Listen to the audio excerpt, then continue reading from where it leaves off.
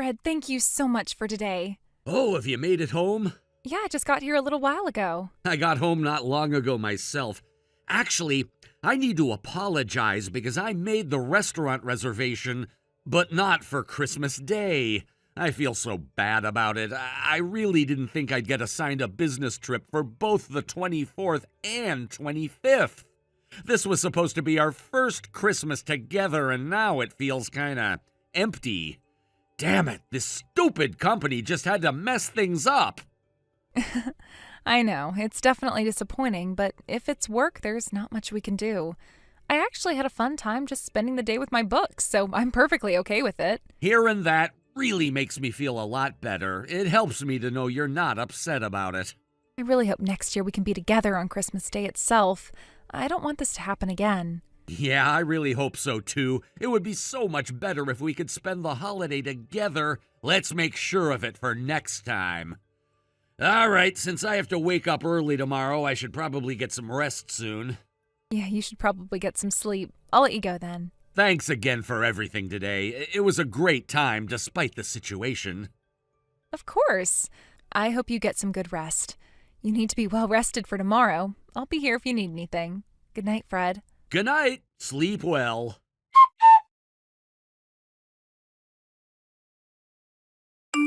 Jamie, Merry Christmas! Oh, hey, it's still 12 hours away, you know. I know. I couldn't wait to message you, especially since it's been almost half a month since we last talked. Sorry for the sudden message, though. No, it's totally fine. It's just a little unexpected, that's all. So how have you been? Have you been busy lately? Well, yeah, I've actually been really busy with work. My company started offering me some work I can do from home, which is great because I get to be at home with the kids. It's been keeping me pretty occupied, to be honest. Oh, that's great. Balancing work and raising a child must be really tough, but I'm sure you're doing just fine. You've always been good at handling everything, and you seem pretty excited, huh, Sam? I can tell you're in a good mood. Well, of course, it's our first Christmas since getting married, so I'm pretty pumped. I'm actually in the middle of making some Christmas cookies right now. I just got done with baking the sponge cake, too, so if things are moving along, I'm really enjoying it. Speaking of which, isn't January 1st your first wedding anniversary? That's coming up so soon, huh? Exactly. That's another reason I'm so excited. We had to postpone our wedding because I got pregnant and my belly got too big, but I feel really lucky that we were able to line up our marriage registration with the start of the new year. It feels special, you know? How's Grace doing? She's growing up so fast. It feels like she's getting bigger by the day. Speaking of which, didn't you mention that you started dating someone you met at that mixer last month? What are you doing for Christmas? That's actually a bit of a downer.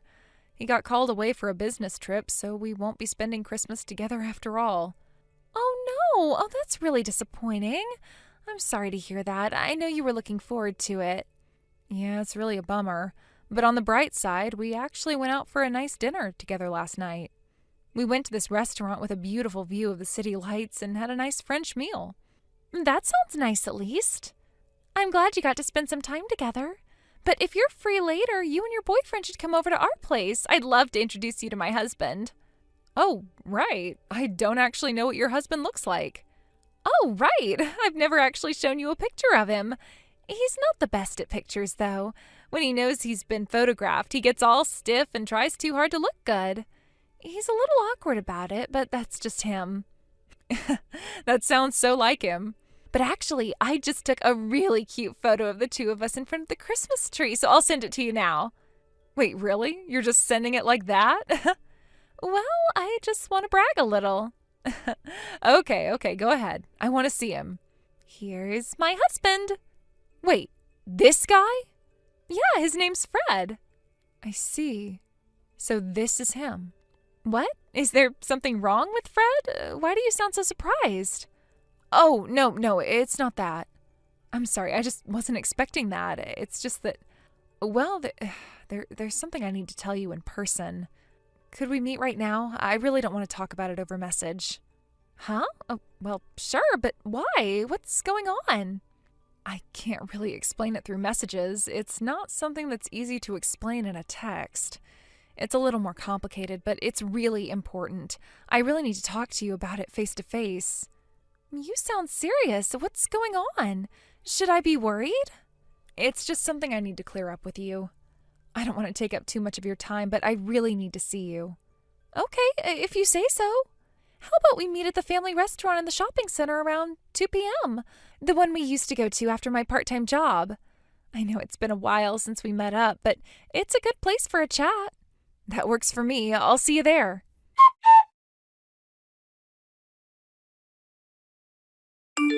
Jamie, good morning. Actually, I finished work earlier than expected. I believe you didn't have any plans today, right? I thought maybe we could have lunch together. If it's convenient for you, we could even spend the evening together. What do you think? Good morning, Fred. Oh, so you finished your business trip early. Yep, that's right. I just dropped off the documents for the business trip at the office. They told me I could leave for the day. I think we can meet around noon. Let's spend Christmas together. But do you think there's anywhere left where we can get a reservation at this late hour? I'll try to find somewhere, don't worry. If it's okay with you, how about we just grab some quick food and cookies, then head to a hotel? What do you think? Wait. If that's the case, I'd prefer to go to your place. My place? Yes, I've never been there, after all. Since it's Christmas, I'll cook for us. Well, my place is a bit of a mess. Why? The place is kind of untidy. If you're gonna come over, I'd have to clean up first, wouldn't I? Oh, come on, I can clean up. No. What's wrong? Is there a reason you can't invite me over? Well, like I said, my place is messy. I'll clean it up. No, that's not it. What is it then? Do you have a reason for not wanting me to come over? It's just that it's a place you don't go to uninvited. So is there really a reason you can't invite me?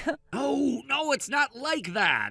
Is it because of your wife, Sam, and your daughter, Grace? Huh? Well, Sam and Grace are out of the house, but there's still evidence of them being there, so it might be awkward for me to come over, you know? Jamie, what are you talking about? Wait, what? Who are Sam and Grace? Huh? Maybe someone told you something strange, but I've only got eyes for you. You're still lying? Then what's going on? Look, Fred, Sam is my friend. What? Sam and I used to work at the same store part-time. We'd often have overlapping shifts, so we'd become friends, and we're still close today. What? When I was messaging with Sam yesterday, she showed me a picture of you saying, "This is my husband." That's when I realized we were all connected. I had always thought your last name was the same as theirs, and it turns out that wasn't just a coincidence. Oh, I see now. Sam, she used to be my girlfriend. She even tried to get back together with me not long ago, and I was stuck dealing with it.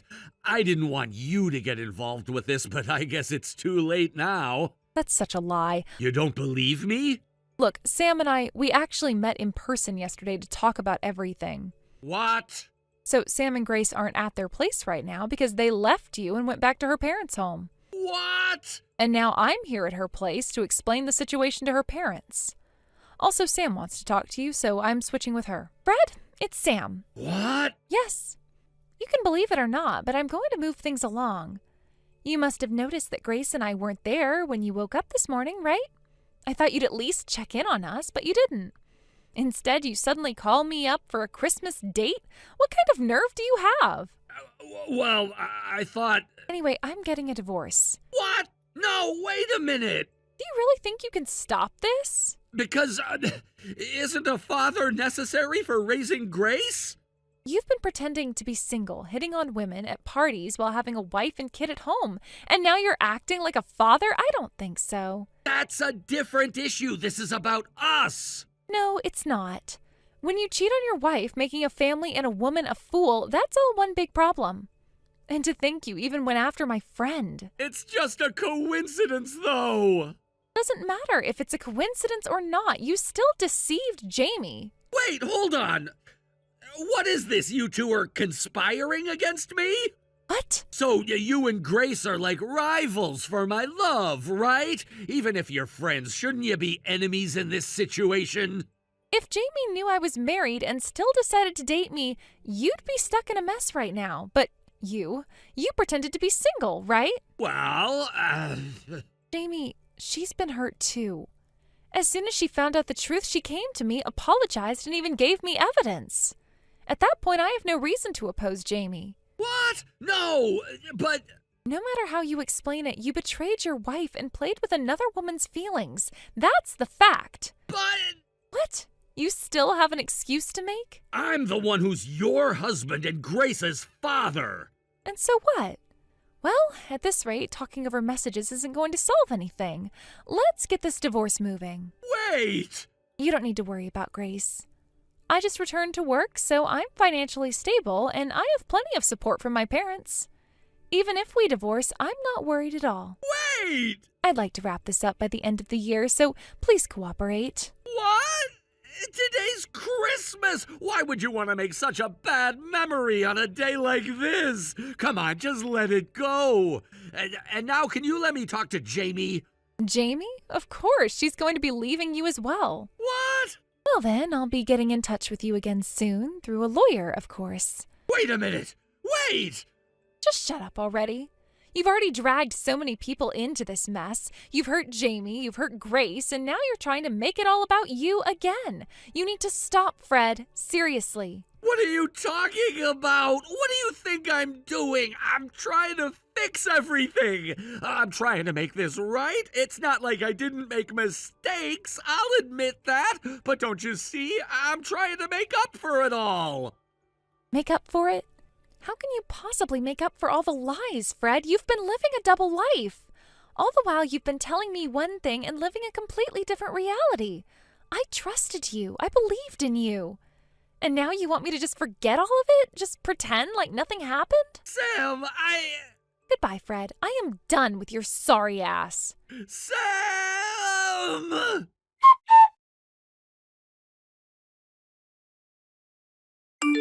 After that, I ended things with Fred without ever facing him again. Fortunately, I hadn't shared the location of my home with him. My focus had been entirely on job hunting, and so I didn't have to worry about any kind of stalking or unwanted attention from him. I had made sure to keep my personal information private, particularly the place where I was living. This was something I had learned the hard way over the years, keeping certain boundaries in place to ensure my safety and peace of mind. With everything that had happened, it was important to have that distance, not just physically, but emotionally as well. I had spent a lot of time thinking about the relationship, trying to make sense of everything, but once I made the decision, I knew it was for the best. There was no need to keep engaging with someone who had caused me so much distress. I'd already endured enough, and I wasn't about to continue to put myself through any more unnecessary heartache. I had to draw a line, and that's exactly what I did. The peace I felt after making that decision was something I hadn't experienced in a long time, and it was something I realized I truly needed. Sam, too, finalized her divorce by the end of the year. Like me, Sam had been through her own emotional turmoil. She had struggled for a long time, unsure of what the future held, and was still trying to come to terms with everything.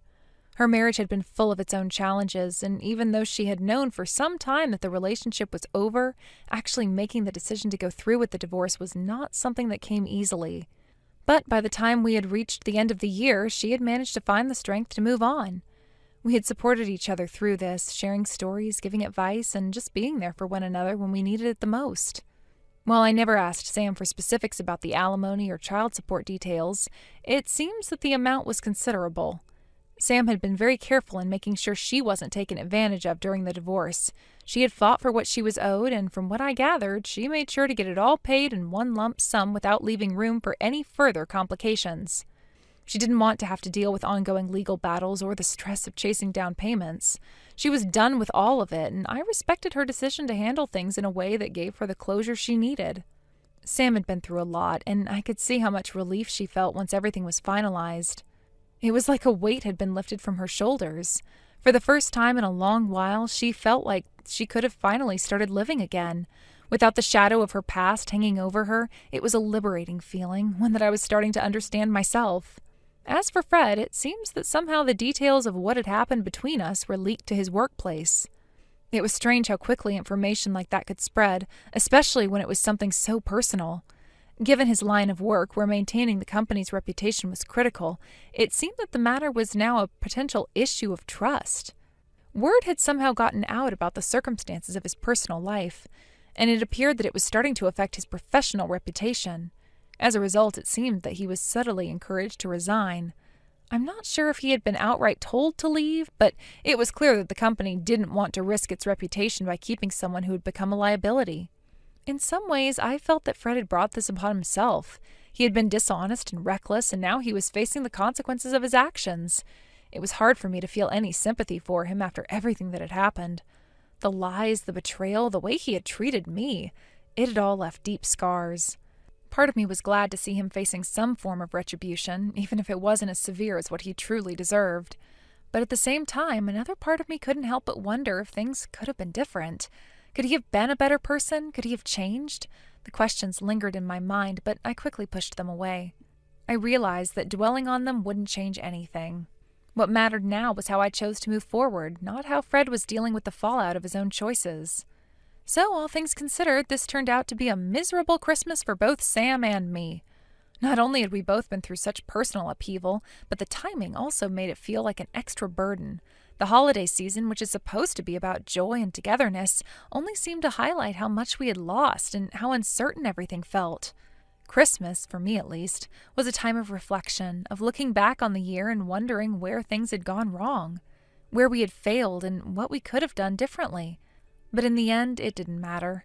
Christmas was, at best, a reminder of the pain we were each going through, and at worst, it felt like an extension of the emotional chaos we were already dealing with. Despite all the negative feelings surrounding the holiday, there was still a small flicker of hope within me. I knew that this difficult time wouldn't last forever. Sam and I both know that we would eventually find our way out of the darkness. It was just a matter of time. However, the start of the new year offered a slight glimmer of hope. I made a promise to Sam that we would attend a New Year's Eve party together as a way of cleansing ourselves from the previous year's troubles. It was a small gesture, but one that felt important. An opportunity to leave behind the dark days and try to start fresh. We both needed something to look forward to, and even though the future was still uncertain, the idea of moving forward together, even if just for a night, felt like the first step in a long journey of healing. We'd been through so much individually, and our situations, though different, had left us with a shared understanding of what it means to rebuild. For Sam, the divorce had been a long time coming, but the process of untangling herself from that life had been no less painful. There had been years of emotional baggage, of trying to make things work when they were clearly falling apart. And in the end, she had to let go, but doing so was incredibly difficult. But of course, we're not going to let the memories of Fred get in our way, and come New Year's Eve, Sam and I have plans to spend the whole day together with one another celebrating our fresh starts. Thank you for watching. Please subscribe and hit the like button. See you next time.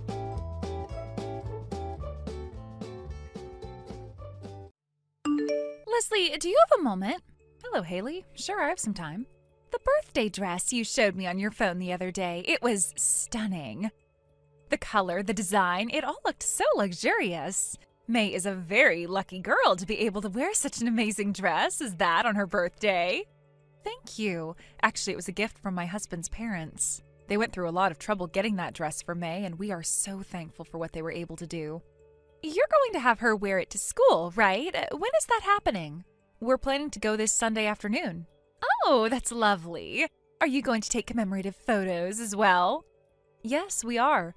My father-in-law happens to have a friend who owns a photo studio, so we're planning to take the photos there. Wow, that sounds amazing. So extravagant and thoughtful.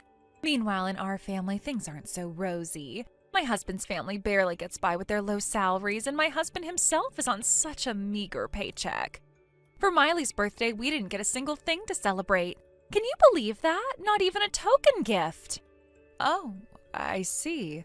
I'm not really sure what to say to that in response. That's all you've got to say? I beg your pardon? I mean, come on. You know what I'm getting at, don't you? I'm sorry, Haley, but I'm not sure I do. Could you clarify? Oh, seriously, you are so dense sometimes. I'm really sorry if I'm missing something here. What I'm saying is, how about giving May's birthday dress to Miley? That would solve everything. Excuse me? What on earth are you talking about? Like I just mentioned, it's a gift from my husband's parents. It's not something I can just give away to someone else. Wow, stingy much? Your father-in-law is some kind of high-level company executive, isn't he? Surely he can afford to buy you another dress. Just ask him for another one. That's not the point here. This isn't about whether or not we can get another dress. It's about treasuring the thoughtfulness and the sentiment behind the gift they sent us. Oh, come on. If you're so focused on treasuring thoughtfulness, how about considering my heartfelt desire to give Miley a proper birthday celebration? I just want to make sure my daughter has something special to wear on her big day. Are you seriously going to dismiss that? Doesn't that seem a little contradictory to your values? If you're so set on making your daughter's birthday special, shouldn't you, as her mother, take responsibility and arrange something for her? Isn't that what being a parent is all about? That's exactly why I'm coming to you and asking for your help. All you need to do is say, sure, you can have it, and this whole thing is solved. Miley gets to have a proper birthday celebration, and we all go home happy. Why are you being so difficult about this? Just give me the dress already. I'm sorry, but no, I can't do that. Wow, you're seriously so stingy. Fine, if you won't give it to me, how about just letting Miley borrow it on Sunday morning? What? You said May is wearing it in the afternoon, right? That means it's free in the morning, doesn't it? No, it doesn't work like that. There's time needed for dressing her up and getting everything prepared. And besides, why should Miley get to wear it first? It's my daughter's dress, not hers. Oh, for heaven's sake. You're the one who's being stubborn and refusing to give it to me, so here I am trying to compromise. I'm not asking for the dress permanently anymore. I'm just asking to borrow it for a few hours in the morning. And since you're using it in the afternoon, there shouldn't be any problem. I'm even going out of my way to adjust the schedule for you. Honestly, you're the one being unreasonable right now. If you're so concerned about it, why don't you just rent a dress? There are plenty of rental shops where you can get a nice dress for around $100. What? Why would I waste my money on that? If I can just borrow May's dress, it won't cost me a single cent. Why would I go out of my way to spend money unnecessarily when there's a simple and cost-free solution right in front of me? Wait, are you seriously calling your own daughter's birthday celebration an unnecessary expense? That's just... I don't even know what to say to that. All right then, I'll come by to pick up the dress on Sunday morning. What? No, I never said I'd lend it to you. Stop being so selfish and acting like a child. By the way, I remember you're good at putting on dresses, aren't you? I'll bring Miley along so you can help her get dressed too. Absolutely not. I am not lending the dress, and I am certainly not helping with the dressing.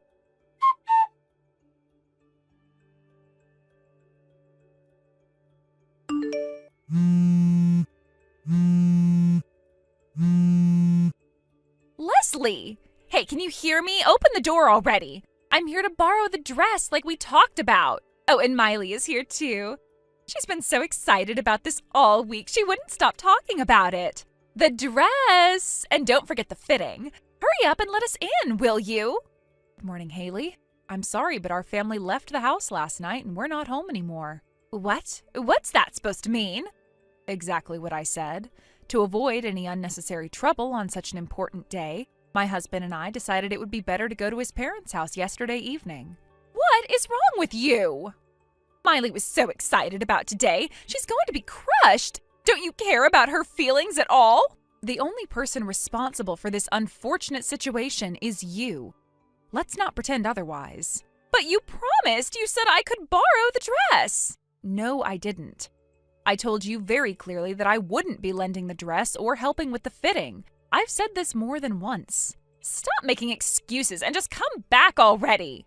It's not fair that May gets to have her perfect birthday while we're scrambling to get things together over here. Do you realize that my in-laws are coming over this afternoon?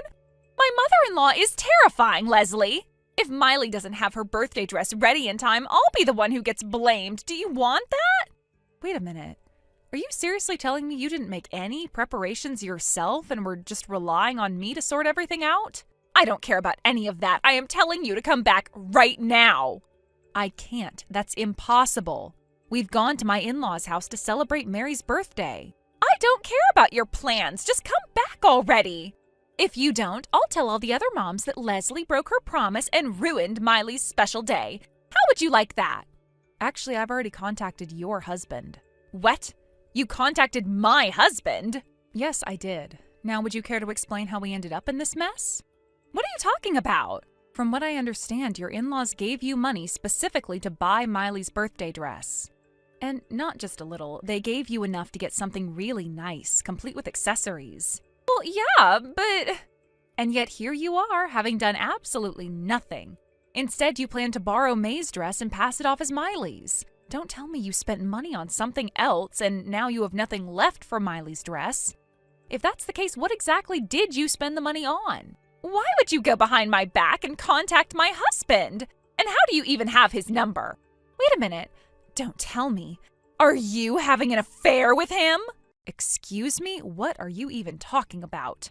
That's the only explanation that makes sense. You have been acting so cold towards Miley and me lately. You're probably doing all this to humiliate me and get back at me. You're a homewrecker, aren't you? I can't believe what I'm hearing. This is absolutely ridiculous. Our husbands work at the same company, remember? They're in different departments, but they're colleagues. What? Oh, they don't interact much, but they exchanged numbers at a company event. That's how I was able to contact him. No. This can't be happening. By the way, something you said earlier caught my attention. You mentioned that your in-laws are coming in the afternoon. Did I hear that correctly? Yeah, so what? Well, according to you, Miley only needed to borrow the dress for the morning. So why would your in-laws, who are presumably coming to see Miley all dressed up, be arriving in the afternoon? Why are you nitpicking such irrelevant details? It doesn't matter. Wait a minute. Were you planning on not returning the dress at all? That's not true. Your husband just sent me another update. What now? He told me that the reason you came here was only for the fitting because the dress was supposedly purchased with the money your in-laws provided. He said it was left in my care for today's celebration, but here's the thing. I never agreed to do the fitting, nor have I been entrusted with any dress. So what's going on here? Well, it's just... Your husband is currently rushing to buy Miley a new birthday dress. What? Apparently, he remembered that one of his old classmates works at a dress shop. He contacted them on the off chance they'd have something suitable, and luckily they do. Now he's on his way there, but he is furious because you wouldn't answer his calls. But If you're really worried about Miley, you should stop wasting time and follow your husband's instructions. No way, I don't want to get scolded. Hey, does your house have a place where I can hide? You've got to be kidding me. Running away now is only going to make things worse. I don't want to hear it. This whole thing is your fault anyway. If you hadn't been so stubborn, we wouldn't be in this mess. Excuse me, my fault? I gave you plenty of notice that I wasn't lending the dress or helping with the fitting.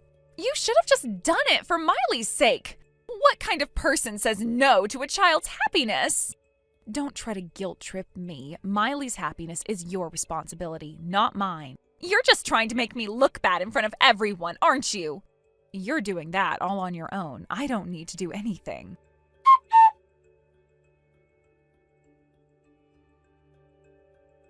Haley was picked up by her husband, who rushed over to my house in his car. The urgency in his movements was apparent, but Haley seemed unbothered, almost calm, as if the situation wasn't anything out of the ordinary.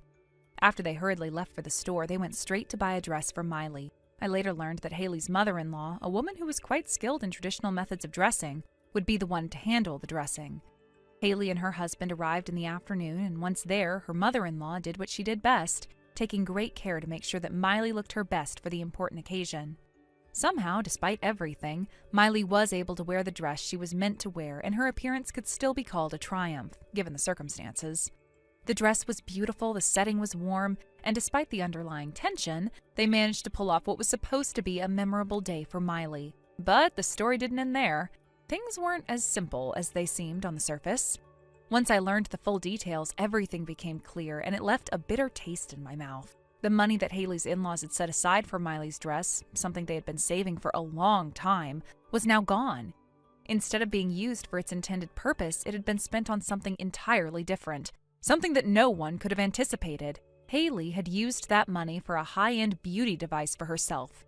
It was a luxurious, extravagant item, one that had no connection to the family's needs or to Miley's special day. The purpose of the money, which was supposed to go towards an important family event, had been hijacked for personal indulgence.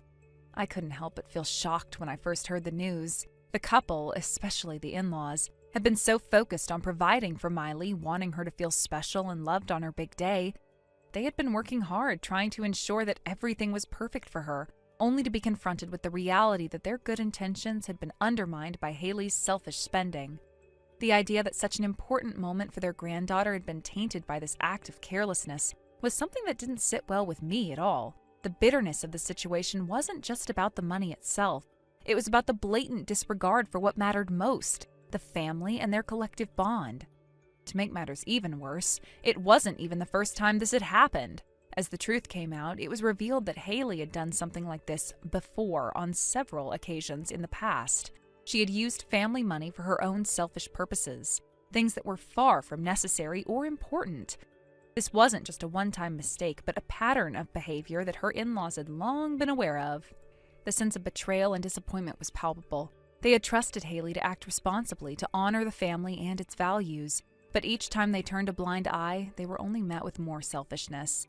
This realization, of course, only made things worse. The damage had already been done and trust had been shattered. In the wake of this discovery, Haley's in-laws were furious, as anyone would be. The feeling of betrayal that accompanied the revelation wasn't something that could be easily swept away. They had tried to support Haley, tried to give her the benefit of the doubt, but it was clear that things had gone too far. The consequences of Haley's actions were inevitable. Her in-laws decided that they would no longer allow her to manage the household finances. They were taking control, and not just of the money, but of the household itself. It wasn't just a simple matter of money anymore. It was about respect, responsibility, and trust. The decision was made quickly, and the change would be permanent. Haley's in-laws would move in with them. This wasn't just a temporary arrangement. This was a drastic shift in the household dynamics.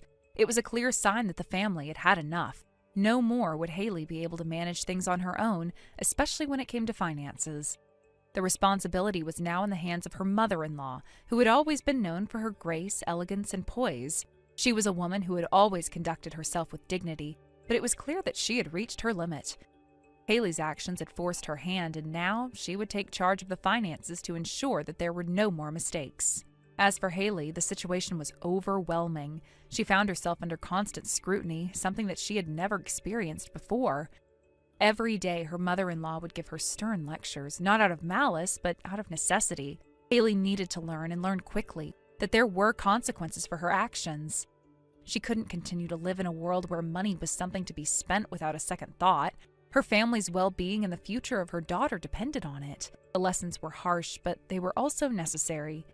Every day, Haley felt the weight of the education she was receiving, one that she had never asked for, but one that would shape her for the rest of her life.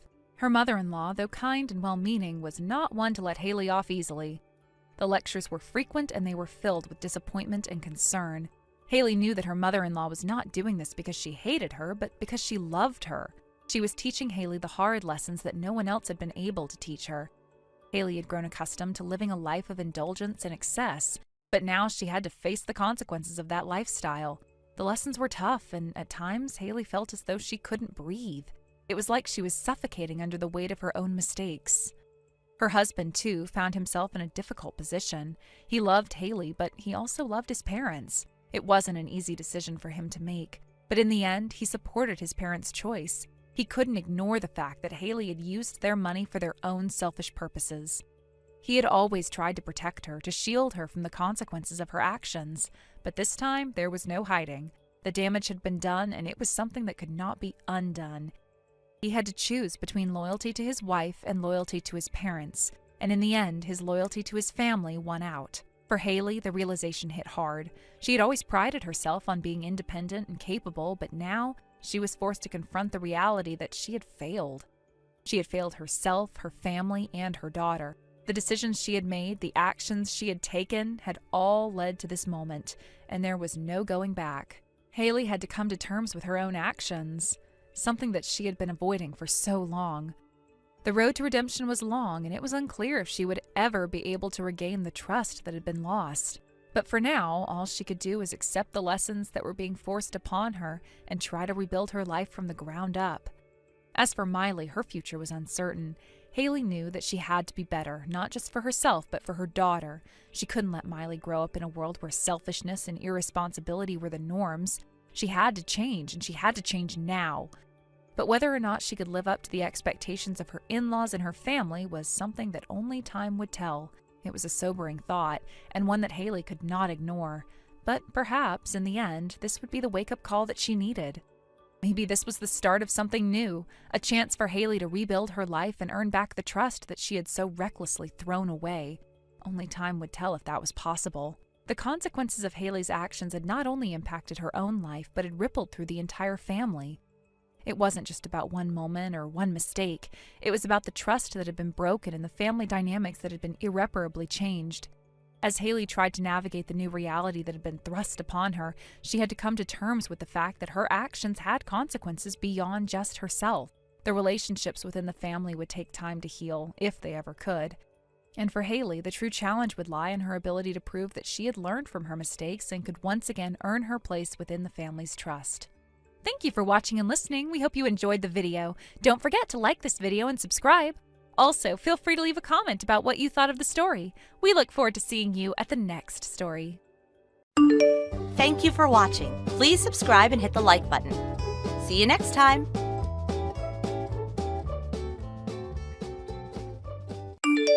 Hey, Erica! Erica, can I talk to you for a second? Oh, hi, Jasmine. What's going on? You sound pretty excited about something. I heard something really interesting about you the other day. I mean, I couldn't believe it at first, but now that I think about it, it all makes sense. Something interesting about me? Oh, what could that be? So apparently you're the daughter of the manager of that super famous French fry shop, Frenchy Fries? You know, the one that was featured on TV recently. Everyone's been talking about it. Oh, yeah, I guess you could say that. My dad's the manager of the main branch, and he's been running the place for a long time now. He's very hands-on with everything there, literally. He's usually the one cutting the potatoes by hand most of the time. Wow, that's so cool. So that means you totally know how to make those hand-cut fries too, right? I mean, it just makes sense if your dad is the one managing the place and doing all the work. Well, I mean, sort of. I've watched him do it a lot over the years, so I guess I've picked up a thing or two. But honestly, my attempts are more of an amateur imitation. It's nothing compared to the real deal. Still, that's really impressive. I bet you could make fries that are almost as good as the ones at the shop if you tried.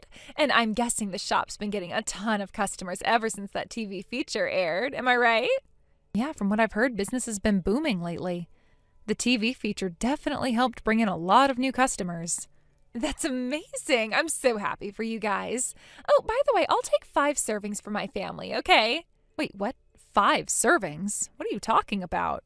Yeah, 5 servings of fries. You know, it's New Year's Eve today, and we thought fries would be a great treat to celebrate. So I'm placing an order for delivery. Just to clarify, you telling me about it doesn't actually count as placing an order. If you want to order delivery, you'll need to call the shop directly and place a proper order. Oh, come on, we're mom friends, aren't we? Can't you just handle this for me? It's not like I'm asking for anything complicated, it's just fries. Even if we are, I can't start doing personal favors like this. If I do it for one person, I'll never be able to stop. Everyone would start asking me for favors, and it would quickly get out of hand. Oh, stop being so difficult. It's not like I'm going to tell the other moms about it. This can just stay between us. That's not really the issue here. Fine. Listen, here's the situation. My in-laws are visiting us right now, and my mother-in-law, in particular, saw the feature about Frenchy Fries on TV. She got super excited about trying it, so she called earlier to place an order. But guess what? She was told that they weren't taking any more orders for delivery today because it's already fully booked for New Year's Eve. She got turned down, and now she's really disappointed. Oh, I see. Yeah, I did hear that the shop decided to stop taking delivery orders for today. It's probably because they were worried they'd be overwhelmed by the sheer number of requests after the TV feature aired. Exactly. That's why I need you to step in and help me out here. You're the manager's daughter. You can pull some strings, can't you?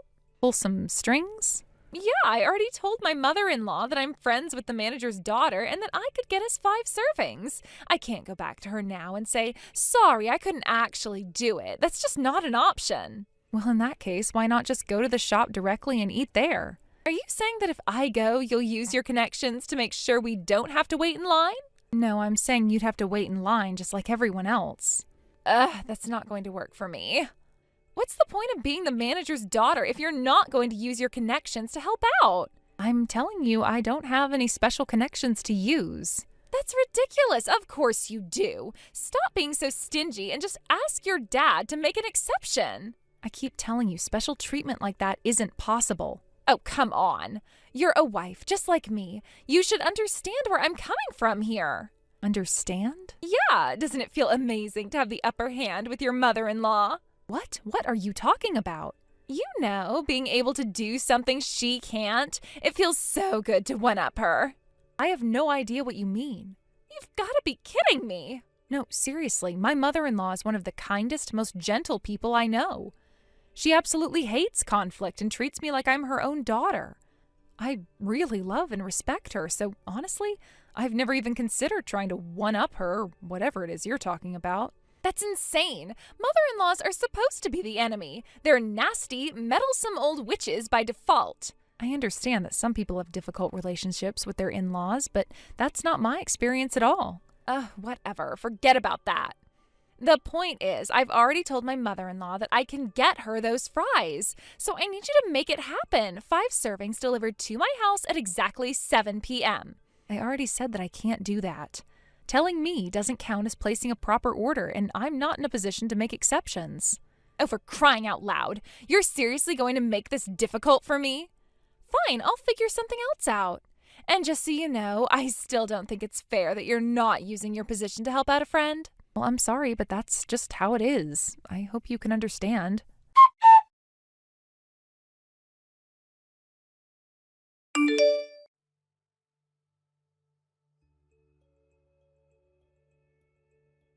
Hey, Erica, what's going on? It's already past 7. I just called the store to double check on the order for the fries, and guess what they said? They told me that there was no record of any order being placed. Can you believe that? I mean, how could this happen?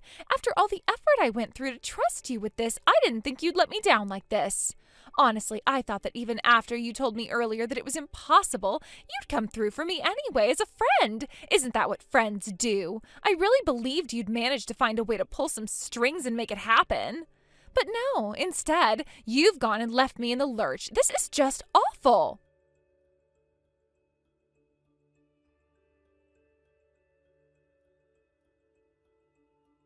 Why aren't you answering my calls, Erica?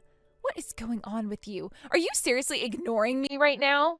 And another thing, why haven't you even read my messages? They're still showing as unread. Is this your way of brushing me off? Is this some kind of joke to you?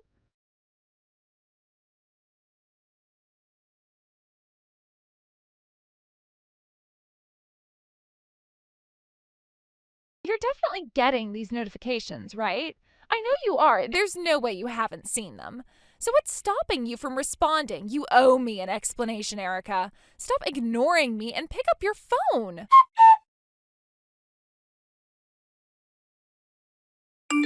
Okay, listen up. I've made a decision, and here's what's going to happen now.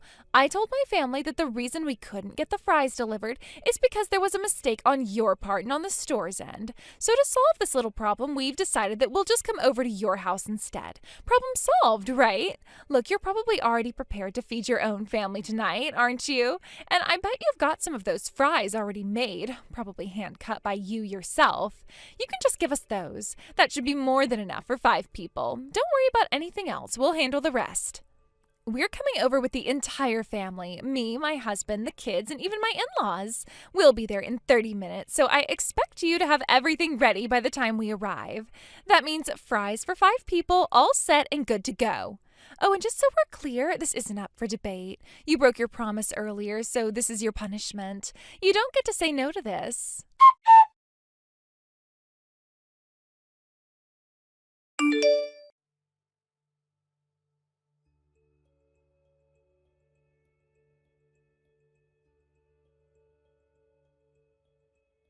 Hey, Erica, I know you're at home. Don't try to deny it.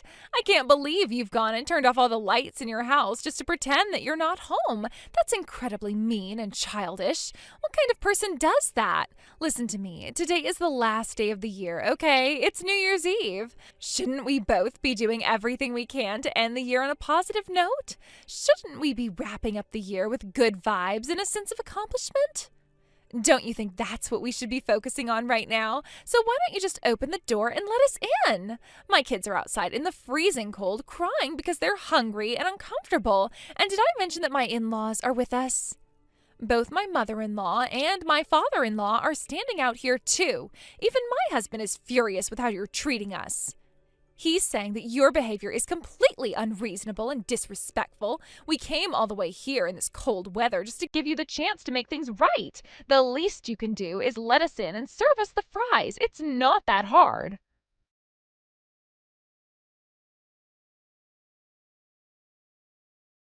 Hey, are you seriously going to keep ignoring us like this? Pretending you're not home is only making things worse. If you don't open the door and let us in, I swear I am going to tell all the other moms in our group chat about this. I'll make sure everyone knows what kind of person you are. Someone who breaks promises and doesn't care about her friends.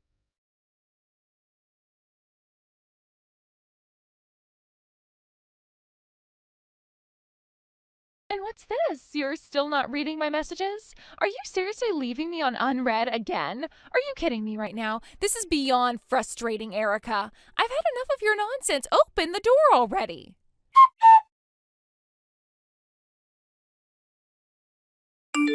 Wait, what is this? I just checked my phone now and I could swear I made it very clear I said no. On top of that, barging into my home, who's the one being unreasonable here? Oh, so you finally decided to respond. Erica, this is beyond cruel. You wouldn't believe the chaos you left behind after ignoring me. I was humiliated. You refused to come out even though we were at your doorstep, and because of that, my in-laws called me a liar. My husband demanded an explanation, and my kids couldn't stop crying. In the end, we had to settle for crappy fries from the convenience store. You embarrassed me in front of my whole family. How could you do this to me? You're unbelievable. Listen, Jasmine. What? Let me stop you right there. Don't bother apologizing because it is far too late for that now. First of all, I wasn't ignoring you. I wasn't even home. Since 2 days ago, my family and I have been away visiting my parents. What? Visiting your parents? Yes, the TV feature on Frenchy fries caused a huge surge in business at my dad's store. The main branch, which also happened to be my childhood home. Because of that, the whole family went back early to help out. Today has been nonstop chaos since the shop opened its doors, and the only time I could check my phone was during my short break earlier this evening when I messaged you back. We just closed up shop and are finally taking a breather now. That's why I couldn't get back to you earlier. So you're saying you weren't ignoring me? Well, you might as well have been. What do you mean? You keep using these grand words like visiting my parents or going back home, but let's not pretend it's something fancy. You just walked to your parents' house, which is close enough to count as a part of your neighborhood. Isn't that right? So when I called the store earlier to check on my delivery, you were there all along, weren't you? Don't play innocent. You were ignoring me. Jasmine, what exactly are you trying to say? You heard me. Don't try to dodge this. Here's what's going to happen. You'll head back to your house right now, grab 5 orders of fries from the store, and bring them to me and my family. Oh, and you'll apologize while serving them to us. Obviously, I'm not paying for this. Think of it as making up for the mess you caused. That's the least you can do to make this right. Jasmine, are you under the impression that Frenchy Fries is the same as the local branch near my house? What are you talking about, local branch? The main store, where my dad works as the manager, is located in a different state entirely. The one near my home is run by someone who trained under my father. It's a franchise, but it's not directly under his management. So what? Get your dad's apprentice on the phone and tell them to prepare the fries immediately. Use your influence. Jasmine, I don't have that kind of authority. I'm not in any position to make such demands. Besides, that store is already closed, and I heard they sold out earlier in the day. You can't be serious. Also, just so you know, your husband called mine. I explained everything to him. What? Wait, how does your husband even have my husband's number? They exchanged contact information at one of the kindergarten events. Apparently they've chatted a few times since then. Unbelievable. Now my husband and my mother-in-law are furious with me because of you. I think they're upset because of your behavior, Jasmine. Honestly, I can't blame them. You tried to force me into an unreasonable situation, and now you're facing the consequences. That's on you. I was trying to help out by arranging 5 orders of fries for my in-laws. That's not unreasonable. Oh, I see. So now you've locked yourself in the bathroom? What?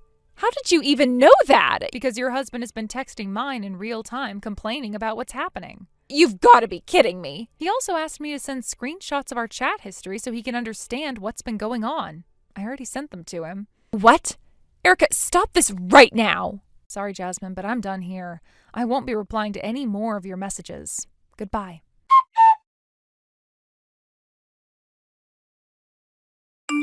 After that, the updates from Jasmine's husband kept coming in through various channels.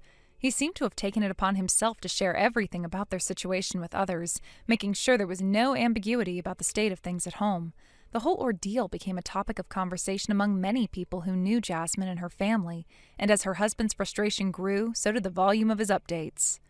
The situation, which initially seemed like just another domestic dispute, was starting to unfold in a way that caught the attention of those who had been around them. Apparently, Jasmine ended up ringing in the new year locked inside the bathroom. It was a strange and dramatic choice of place to spend the holiday, but it seems Jasmine had made that decision in a moment of emotional overwhelm. Her husband's account of the events painted a picture of a woman who, at that point, had no idea how to handle the growing tensions in her marriage. The bathroom, of all places, became her refuge in that moment of despair, her way of retreating from everything that felt like it was spiraling out of control. As the new year passed and things settled into routine, her husband and mother-in-law came to our house to apologize. This was a rather unexpected move, given the nature of their previous interactions with us. They showed up in the spirit of making amends, attempting to smooth things over and restore some semblance of peace. But their story was quite revealing. According to what they shared, it turns out Jasmine had been attempting to take advantage of one of her friends who ran a small restaurant. She had even tried to request French cuisine from this friend, which was, as it turns out, a step too far. The restaurant owner's family caught wind of Jasmine's attempts to take advantage of their hospitality, and as you can imagine, complaints quickly followed. This revelation put Jasmine in a very unfavorable light, especially among those who had previously seen her as a person of a certain status. However, Jasmine's mother-in-law, who had her own competitive tendencies, seemed to downplay the seriousness of Jasmine's actions. From her perspective, Jasmine's desire to boast about her connections and impress others took precedence. In a strange twist, she blamed the situation on us. Apparently, we were the ones at fault for not obeying Jasmine's wishes, which, in her mind, justified Jasmine's extreme reaction. According to the narrative shared by her husband and mother-in-law, Jasmine had been left feeling as though no one understood her or respected her position, and this led her to make the decision to leave. In a dramatic and impulsive act, she stood up, walked out, and went back to her parents' house all by herself. This course of action, though, was not just about her leaving in anger. From Jasmine's perspective, it seemed like she believed her actions would convey a very specific message. She probably thought that by leaving like that, she would show everyone just how important she was. The message she seemed to want to send was clear. Don't you all realize how much you need me? How can you function without me? It was an ultimatum of sorts, a challenge for everyone around her to reflect on their behavior and start appreciating her more. In her mind, this was supposed to make everyone understand how vital she was to the household. However, her husband, who was by now completely fed up with her behavior, began to see things in a different light. Instead of seeing her actions as a call for introspection, he saw them as the culmination of a much deeper issue in their relationship. He had been patient up to this point, trying to navigate the tensions between Jasmine and everything else. But Jasmine's extreme response, her need to create a dramatic exit, pushed him to the edge. It was no longer about trying to understand her or work things out. It was about recognizing the unhealthiness of the situation. At this point, he decided he had had enough. He started making preparations for a divorce, marking the beginning of the end of their marriage. The preparation for divorce wasn't something that happened overnight, of course. There were likely many discussions, many silent moments, and a lot of emotional turmoil leading up to this decision. But Jasmine's actions, including her dramatic departure, seemed to have finally shattered whatever was left of the fragile bond they once had. Her husband's move toward divorce was not just about the incident with the restaurant or her decision to lock herself in the bathroom on New Year's Eve. It was about the deep-seated issues that had built up over time. Her husband realized that for all the promises of change and reconciliation, Jasmine's behavior had only intensified the problems in their marriage and led to their eventual divorce. Thank you for watching. Please subscribe and hit the like button. See you next time.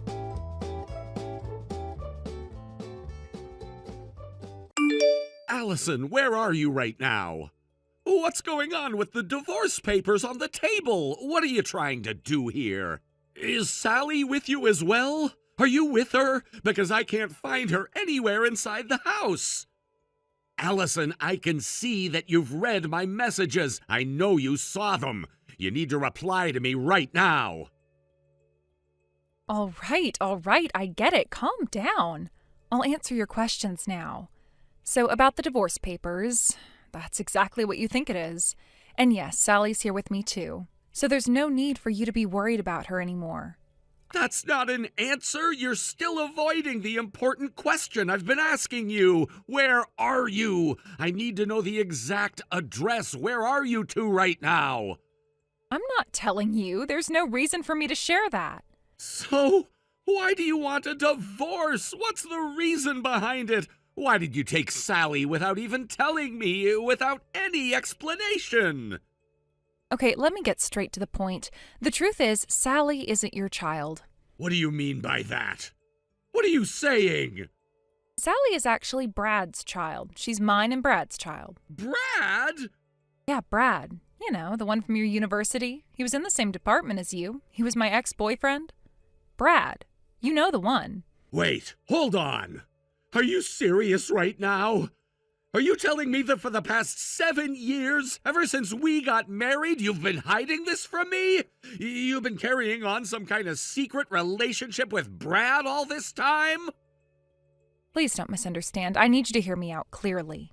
Dave, Brad left for America 6 years ago, but before he left, the last night he was here, we met up. It was a reunion after all those years, and it was on that night that Sally was conceived. Wait a minute. You're saying that all of this happened after we were already married? After we made this commitment to each other? Yes, that's right. It's true. But you know what? At this point, it really doesn't matter anymore. We've decided to separate, so everything that happened before or during our marriage, it doesn't change anything now. So you're saying you're trying to get back together with Brad now? Is that what you're telling me? Yes, that's exactly it. Brad has been very successful over in America. He's coming back to Japan now, and he's made quite a name for himself. He didn't have any money back when we were together, and that's why he couldn't propose to me back then. But now, after all this time, he's established himself. He's got everything. With the success he's achieved, he can offer both Sally and me a life that's much better than the one we've been living with you. That's why it's only fair, it's only right that Sally goes with her real father now. So you're gonna be with Brad again. You're just gonna leave everything behind. And you expect me to just accept all of this without any proper discussion? Look, we need to sit down and have a proper conversation about all of this. Only after we talk things through should we decide if we're really going to get a divorce. You can't just make that decision on your own. I don't want to talk anymore. Nothing's going to change. We can talk all we want, but I've already made up my mind. There's no point. Come on, at least tell me where you are. You've got to tell me that, right? I just need to know where you are. You can't keep hiding from me like this. No, I'm not telling you. I won't tell you where I am. Don't just ignore me. This is serious. Listen, just make sure you submit the divorce papers. Don't waste any more time. I'll block you once that's done.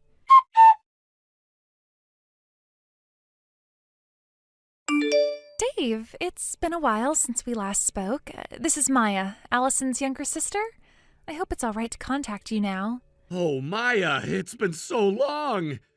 It's good to hear from you. First, I have to apologize for what my sister's done. She's gotten herself into quite a mess, and I honestly don't know how to apologize for it. It's such a serious issue, and I'm really lost for words about how to make it right. I never imagined things would turn out like this, and it's really hard to process. No, Maya, there's no need for you to apologize on her behalf. I can't imagine how difficult it must be for you, but I guess I'm not surprised to hear that the news has reached you, right? Yes, I think it was inevitable that you'd find out. Allison specifically told me not to say anything, but I couldn't keep it from you any longer. I'm currently taking care of Sally at my place. Wait, what? Are you saying you're looking after Sally? Yes, that's right. It wasn't safe for her to stay in our hometown, so I offered to have her stay with me for now. The thing is, my place is about an hour and a half away from you. It seemed like the best place to hide her without being easily discovered. I know it's far from where you live, but I thought it would be safer for her to be with me. I see. That makes sense now. So that's why Sally has been missing school recently. Do you know where Allison is right now? Have you heard from her? Allison rented a monthly apartment somewhere and has been staying there for the time being. I don't know exactly where she is, but I think she's trying to keep a low profile. I haven't spoken to her much since, and she hasn't given me any details about her exact location. I see. And is there anything else you can tell me about what's been going on? Anything important? Well, she's been focusing a lot on herself recently. She's mentioned that Brad is coming back from overseas in about 2 months. She's been busy preparing for his return, so she's been talking about polishing herself up before then. Polishing herself up? What does that mean exactly? She's been going to beauty salons for things like hair removal and skin treatments. I don't know how she's been able to afford it, but she's determined to make herself look as good as possible before Brad returns. I never thought she had that kind of money left. Where's she getting the money for all these treatments? I think it's from the savings she had when she was single, which her parents had been holding on to for her. She believes that if she marries someone wealthy like Brad, everything will be forgiven and all the mistakes will disappear. So she sees the money she's spending now on beauty treatments as a kind of investment in herself. She's hoping that the money spent now will pay off in the future. I see. So she's essentially trying to reinvent herself for this guy she's after. Yes, exactly. It's all part of her plan to turn things around. But there's something else I wanted to talk to you about. I've already discussed it with our parents, and we were wondering if you'd be willing to take a paternity test to confirm whether you're Sally's biological father. Wait, a paternity test? Are you asking me to take a test to find out if I'm Sally's father? Yes, that's right. Our parents and I are convinced that you must be Sally's father. She looks so much like you, especially around the eyes. We can't imagine anyone else being her father except for you. But Allison has been so sure that Brad is Sally's father. She's been adamant about it, and I've always believed her. I can't imagine her being wrong about this. I understand how you feel, but after talking with Allison more, it seems she never actually checked the facts. She's just been saying that without making any efforts to verify it. I think it's important to get this cleared up once and for all. Wait, you're telling me she never even bothered to find out? No, apparently not. She's just been assuming that Brad is the father without making sure. It's frustrating, but I think we need to be absolutely certain about who Sally's father really is. For Sally's sake and for the future, it's important to get clarity on this. That's unbelievable! I'm shocked that Allison never even thought to check. But I see your point. If we don't clear this up, there could be legal issues down the road. It's better to sort this out now than face complications in the future, especially if there are custody issues or any other legal processes. Yes, exactly. Even though this might not seem like an urgent matter, it's crucial to get it resolved now while Sally is with me. I think now is the best time for us to do the test. What do you think? Honestly, I've always thought Sally looked a lot like me. It's hard for me to accept the idea that she might not be my daughter. Even if someone tells me she isn't, it doesn't feel real. So I guess I'd be willing to do the test. Great, thank you. Let's set up a time and place to meet so we can take the test. But we need to keep it a secret from Allison for now. We can't let her know what we're doing. Understood. I'll arrange a day off from work as soon as I can and we can meet. Once I have the date set, I'll let you know so we can arrange the details. By the way, Dave, there's something else I need to tell you. Sally wants to send you a message, and I'll be typing it out for her. Wait, Sally's there with you? Yes, she is. She's been asking to send you a message, so I'm just helping her with it. Would you be okay with me typing out a reply for her using simple English so she can read it? Of course, I'll respond to her in as simple of writing as I can. Just let me know what she wants to say. Okay, here it is. Daddy, it's me. Sally, it's Daddy. I want Daddy, not Mama. I want to eat lots of Daddy's hamburgers. Oh, that's so cute. I'll make you all the hamburgers you want, Sally. I promise I'll work hard to make them just for you. Yay! I'll work hard too. I'll be a good girl. Dave, it's Maya again. Thank you so much for taking the time to talk to Sally. She really wanted to speak to you. If you want to talk to her again, just send me a message. I'll let you know when's a good time for us to meet up. But please be careful when Allison comes by. We don't want you two to run into each other. I understand. Thank you for keeping me updated, and thank you for taking care of Sally. I know it's not easy, but I'm grateful for your help. It's no problem at all. I'm happy to look after her for now. She's in good hands with me. We'll get through this together. Once you're ready to meet up, just let me know and we'll figure out the details. Take care, Dave.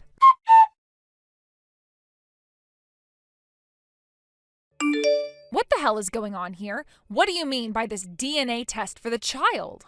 Did it arrive? Yes, it arrived. I'm texting you now because I've already looked at the contents, and that's why I'm contacting you. I'm making sure you know about it. Then it's decided. I'll take custody of Sally. What are you talking about? Are you seriously telling me you want to take our daughter away from me? The child Brad and I had together, the result of our love?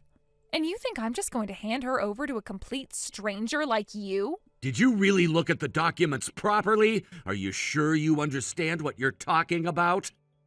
I looked at them, okay? You went through all of this trouble just because you don't want to divorce me? You think I'll just fall for some fabricated lie like this? It's real. You don't have to believe it if you don't want to, but it's the truth. Whether you like it or not, those are the facts. What? How can that be true? As you can see, the results confirm that I'm Sally's biological father.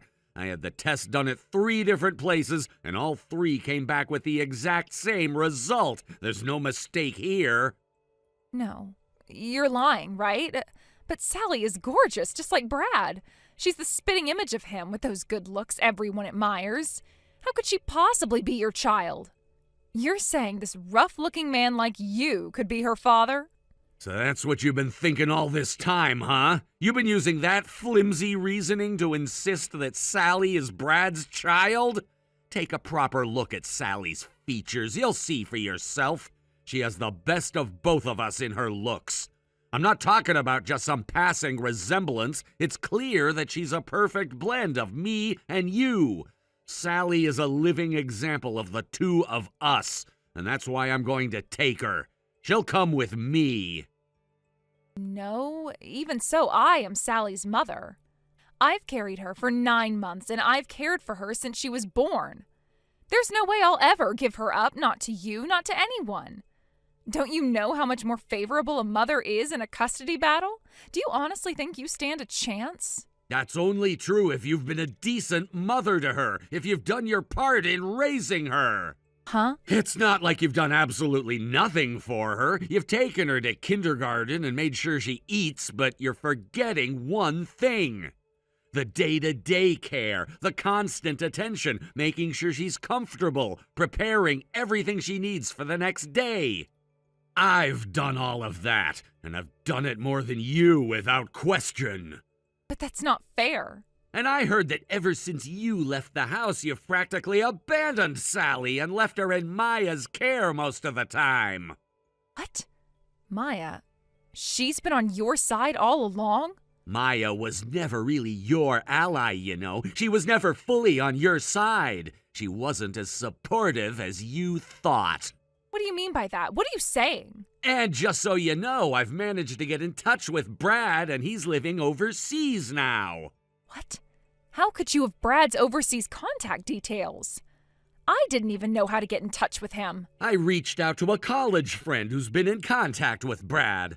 I asked him to help, and 3 days later, I got in touch with Brad directly. Huh. By the way, don't you realize you've gone completely off the rails just because you heard rumors about Brad coming back? What are you talking about? What's this going off the rails nonsense? Brad's coming back in about 2 weeks, by the way, and get this. He's coming back with his stunning blonde wife and their adorable half-Vietnamese son.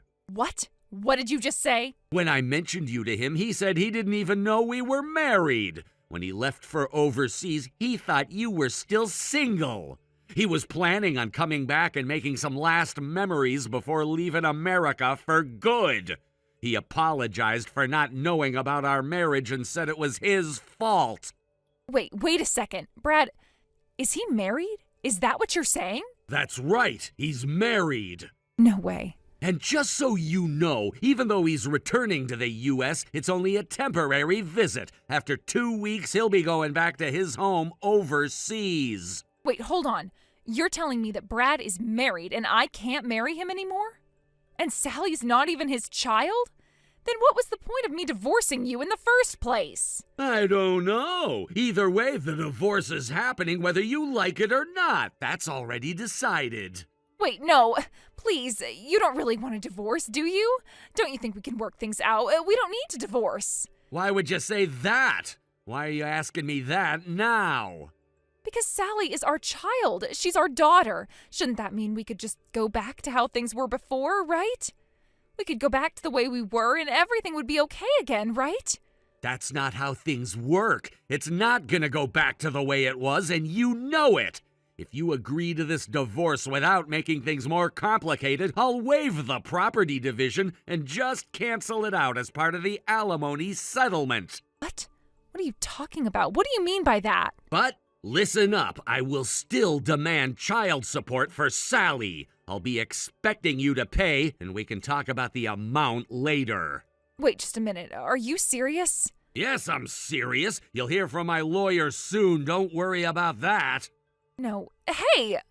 Let's just sit down and talk about this properly, okay? Please, I'm begging you. Please, can we?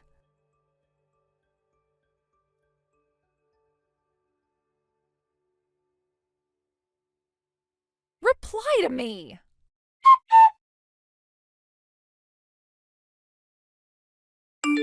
From the tone of the messages, I braced myself for a long ordeal. But thanks to my younger sister Maya and my in-laws, who patiently explained things to me, I was able to get the divorce settled fairly quickly.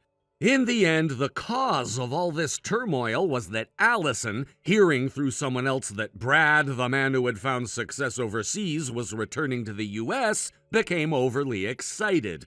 Without verifying the truth of the information, she let her emotions run wild and acted impulsively. This was the turning point that led to all the chaos, not only with Brad's return, but also with Sally's father. Considering how many unknowns there were in the situation, it's honestly baffling that she pushed forward as recklessly as she did. There were so many variables, so many things that could have gone wrong or turned out differently, and yet she didn't stop to think about any of them. It was almost as if she believed that acting on her excitement was the most important thing to do, regardless of the consequences. Yet despite everything, it seems that Allison still has some genuine feelings for her daughter, though her approach was, as usual, misguided. When it came to the child support payments, she did manage to transfer the full amount within the promised time frame, which was a small relief. At least she didn't neglect her obligations in that respect. However, even with this positive step, I can't help but feel that there's a great deal left for her to learn. It's clear that she has not fully come to terms with her actions and the impact they've had on everyone involved, including her own daughter. The impulsive behavior that led to the divorce, the way she ignored the facts in favor of her own excitement, these are not the actions of someone who's taken full responsibility for her mistakes. I only hope that in the future, she'll reflect on her decisions more carefully. It's crucial for her to realize that her behavior was not only reckless, but also hurtful. People can be impulsive, but there's a limit to how much damage that can cause before it becomes irreparable. I want her to take a step back and consider the consequences of her actions, not just for herself, but for everyone around her, especially her daughter. I can't say that I hold any great expectations that she'll change overnight, but the hope remains that she will one day recognize the depth of her rash decisions and learn from them. The way she's conducted herself in this situation reflects a lack of foresight, and if she is to be a good mother in the future, she needs to take a hard look at how her behavior has affected her family. For now, I can only wish for her to take a long, hard look at herself and grow. It's not just about the divorce or the money or any of the superficial things that have happened. The real work comes from within, in understanding where things went wrong, accepting responsibility, and then making a concerted effort to be better. That's all I can hope for, and maybe, just maybe, she'll get there. Time will tell, but for now, it's a matter of waiting and seeing if she will change for the better. Thank you for watching and listening. We hope you enjoyed the video. Don't forget to like this video and subscribe. Also, feel free to leave a comment about what you thought of the story. We look forward to seeing you at the next story. Thank you for watching. Please subscribe and hit the like button. See you next time.